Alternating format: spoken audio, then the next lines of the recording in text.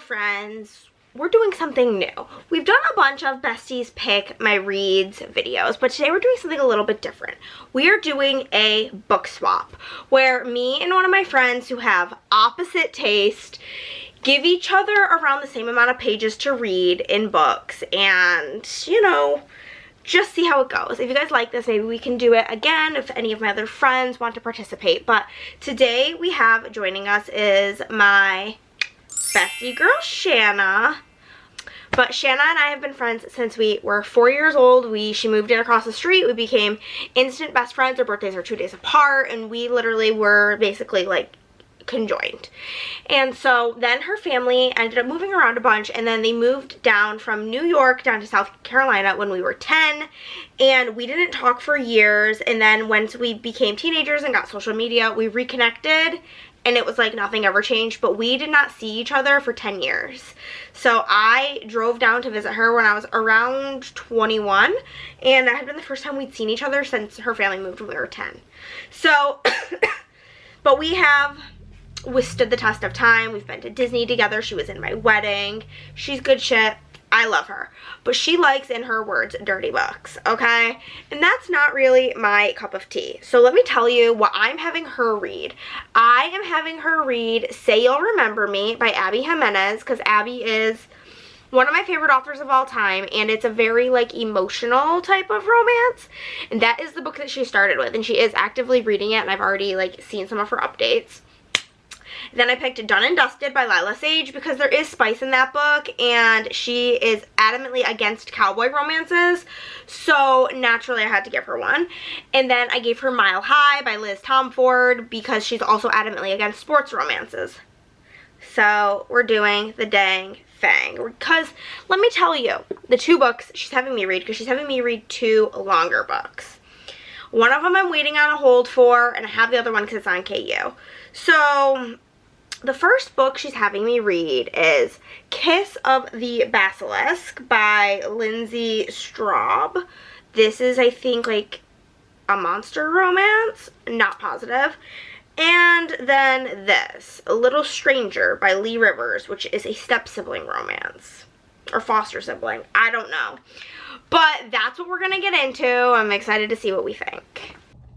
Okay, so right now I am 40% into this book, and I don't hate it. I don't absolutely love it, but I am addicted.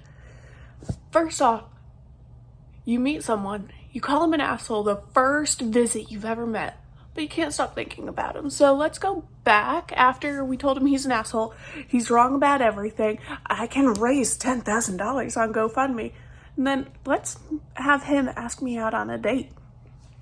Makes sense, makes sense. Good day, goes well. Let's get super involved knowing I have to move across the country tomorrow. Yeah, she's really using that brain. Otherwise, I like it so far. We're not smutty, little slow, little boring, but it's all right.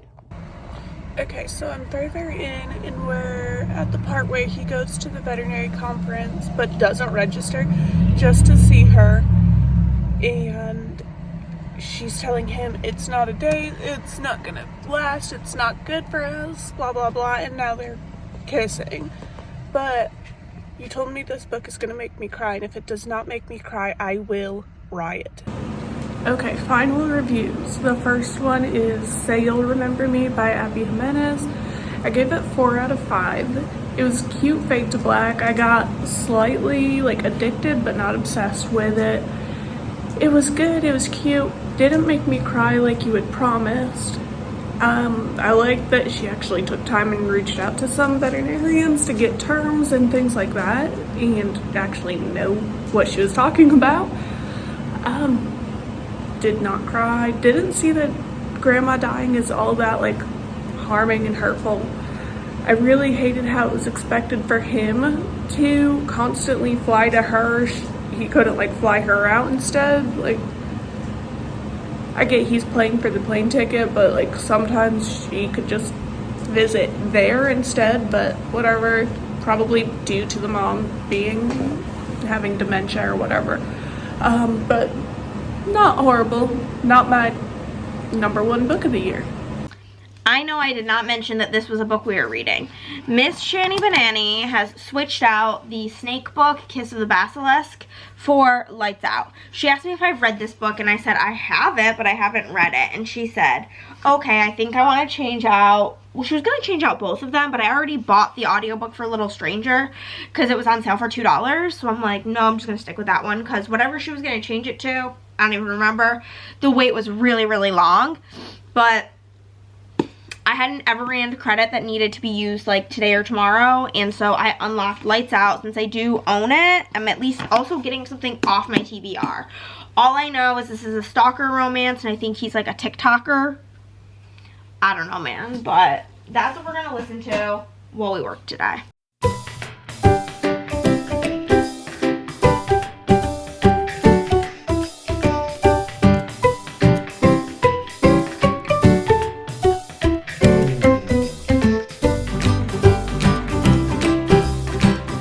Okay, friends, we're about halfway through this book. The tagline on the front being "the couple who slays together stays together" is something else. So, this is a dual point of view.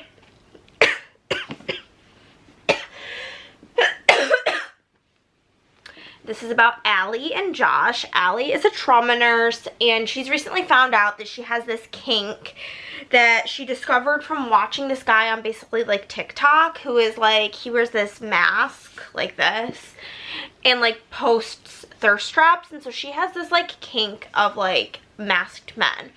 She is really, really, really busy with work, and she has this one guy, I forget his name, who is like her, what's it called, like her friends with benefits. And so she takes a screenshot of this guy and sends it to him and is like, we haven't seen each other in a while, like why don't you get a mask like this, I'll make it worth your while. And he's like, I have not talked to you in months, I'm actually seeing somebody and I'm definitely not into that. And then he shows it to his roommate. Lo and behold, his roommate is actually this masked thirst trap dude. He finds out that Allie is super into him, so he starts stalking her. He finds out where she lives, breaks into her house, plants cameras, takes a thirst trap video on her bed and posts it on the internet.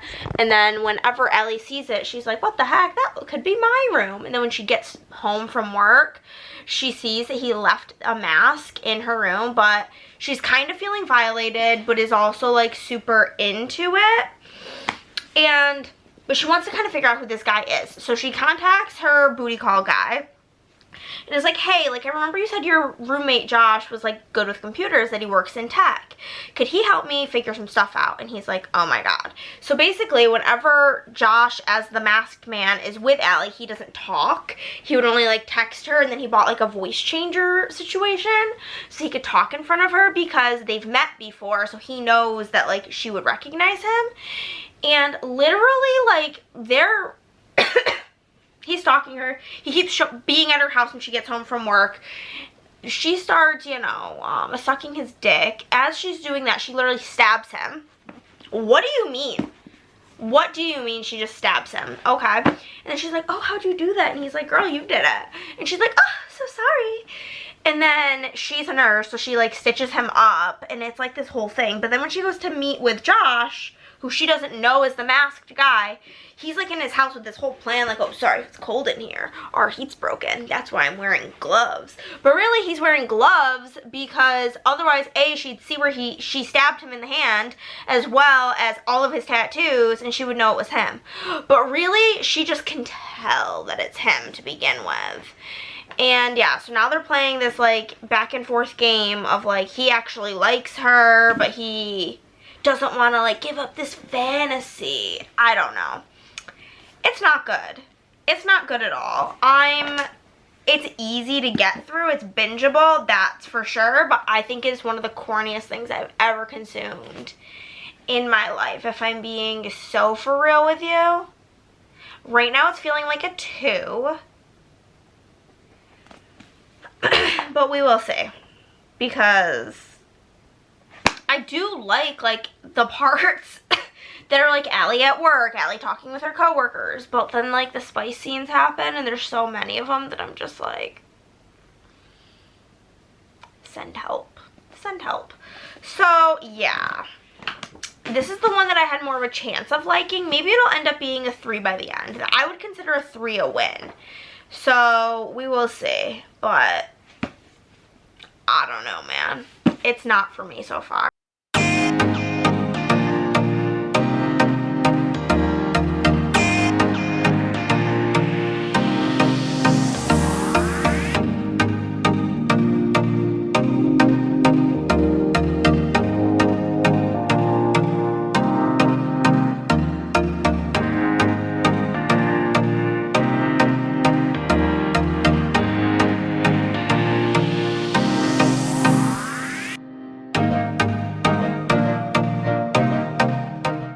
She is sitting on a knife handle. It's a 2. All right. We have finished Lights Out. I am going to settle on a 3-star, which is kind of shocking.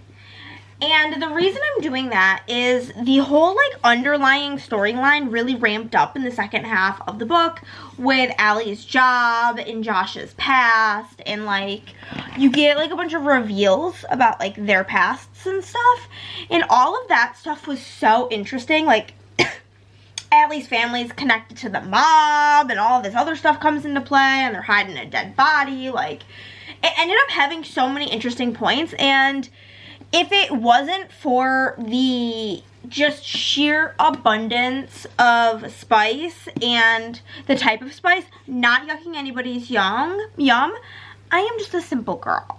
And so like my jaw was on the floor, and it was making me clench, and not in a good way. So because of just the sheer, and I would have been fine if there was like 2-3 spice scenes, but there was like 15. So the amount of spice, which like going into a dark romance, like I knew that going into it. So I feel like I can't dock it like down to a 2 because of that, because I did actually enjoy the underlying story. There was enough of a story there that it kept me engaged. It is 6 o'clock. I am still going to be working for quite a few more hours. And so we are going to start our next book for this video, which I got on sale on Audible. I think it was on sale for like $2 or $3.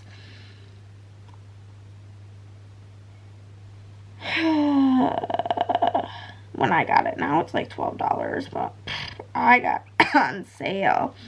The audiobook is only like 4 hours and 49 minutes, so we're gonna hopefully listen to most of this right now, and then we'll be done, and we'll just be waiting on Shanny Banani's updates. She did finish Done and Dusted, but she hasn't sent me any updates for it yet, so here's to hoping. I think she said she's just gonna do one big update when she's done, because she keeps forgetting. So that's where we're at, but I'm gonna go get started on Little Stranger. And also, all of my stuff for work is really pissing me off. I need to like close the software because it's glitching out.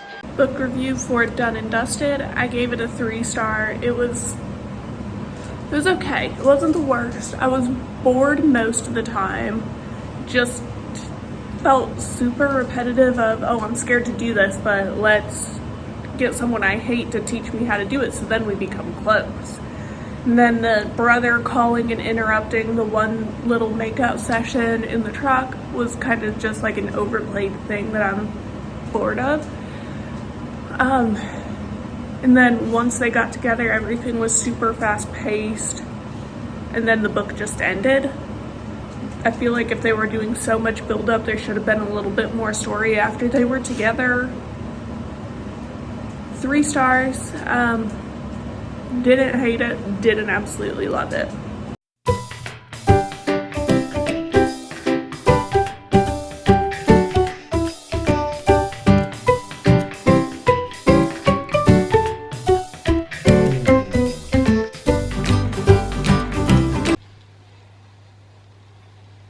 Here are the halfway update. About an hour and a half left in this audiobook. And this is where I usually tell you the plot, but there isn't one. So we have our 2 characters. The guy's name is Malachi. The girl's name, couldn't tell ya. Could not tell you. Let's see. Olivia. Yes. So we have Olivia and Malachi. Olivia was adopted by like this rich family, and then they adopt Malachi. He is mute, and he's kind of like been like diagnosed with like antisocial personality disorder. Whatever.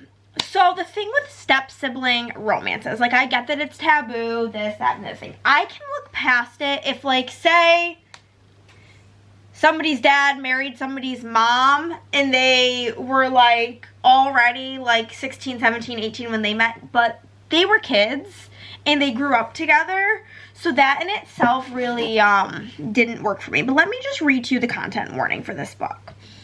Don't be fooled by part 1. This book is one of the darkest I've ever written and contains a lot of triggering content that some readers may find unsettling. If dark and taboo books aren't for you, then this isn't your jam, really. If anything listed triggers you, I beg you to stop now and think about your mental health and send this book back to where you found it in the pits of hell. The characters are foster siblings, not blood related, but are raised together.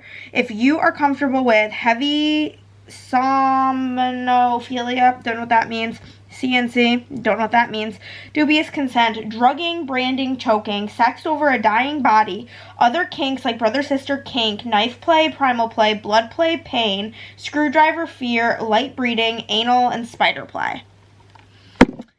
Y'all, so the very light plot that we have is that they are they're siblings because they both were adopted by this family. Malachi's literally never spoken. They do sign language. He's a pet tarantula. And he starts like you're getting like both their point of view, so you know they're both like into each other. And then he starts like asking her to teach him how to like do different things. At the same time, her mom is trying to like, they're like in college, I think, college aged. She's trying to like marry her off. And like she's a cheerleader. Maybe she's in high school. I can't really tell what age these people even are. The description of this actually, I don't know if maybe we're going to move into like a part 2. Because this says, owning her is all he ever wanted. She betrayed him, and now he wants revenge against the foster sister who became his forbidden obsession the second he laid eyes on her. After she sends him to prison for years, he's free and ready to hunt her. Everything about Olivia belongs to Malachi Vise. Her mind, her soul, her body, her fear, her pain. On Halloween night, he can no longer lurk in the shadows. But where I'm at, he has not gone to jail, but the dad did just catch him eating her out. So I fear he's going to jail now. And that's really where we're at. There's really no plot to really discuss. And it's giving 1 star. 1 little star. Okay guys, I have about 40 minutes and 20 seconds left at my current speed. I am simply being done for the day. My husband got out of work early today. Typically he wouldn't be even leaving work until now, but he's almost home.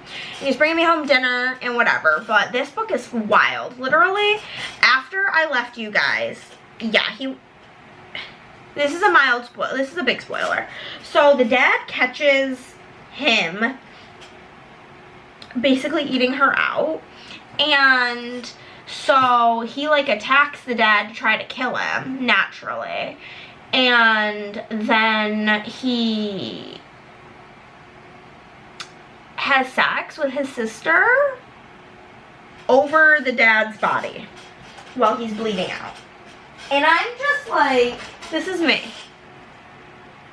the whole time listening to it. And then he went to jail, and now it's all these years later, and he's like out of jail, but he's like stalking her really like intensely and like drugging her. And then like, again, it's warned that it's like dubious consent and all of these things, but like he's like breaking into her house and like fucking her while she's like drugged up, and I'm just like I'm scared out. But I am just a sad little baby. I'm just a little baby girl. So like it's just a bit much. much for me personally, but you know, we're gonna finish it and it'll be a book I've read.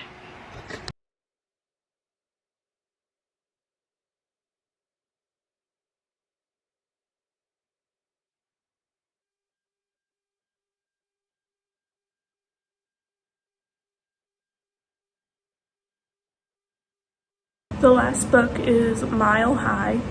This was the absolute worst book that I had to read from you.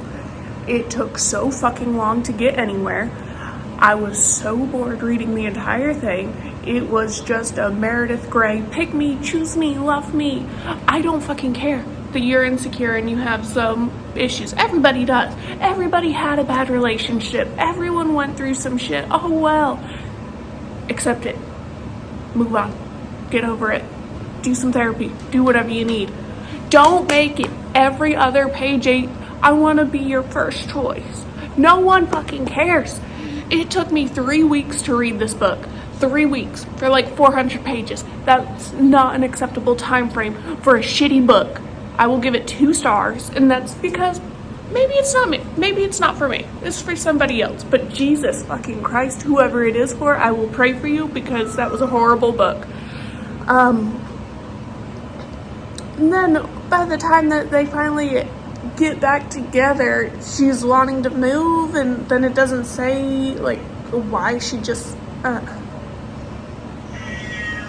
Alrighty friends, it appears I never ended this video, but I now have all of the clips from Shanna and I'm getting ready to edit this, so we're gonna end it out. Like I mentioned, I gave Lights Out 3 stars. I liked it more than I thought. The actual storyline was quite interesting. The spice was not for my innocent ears to listen to, but it was really nothing compared to Little Stranger. That book, I'm still thinking about it in really negative ways. I had to read a lot of really fluffy romances afterwards to cleanse my soul from the horror that book was. The night that I finished it, I ended up going and having like my D&D session, my digital one, and when I was on my virtual D&D session, I was telling the girls about the book, and they were also shaking in their boots. I read them the trigger warnings, and overall, it was a horrible time. It was a 1-star read.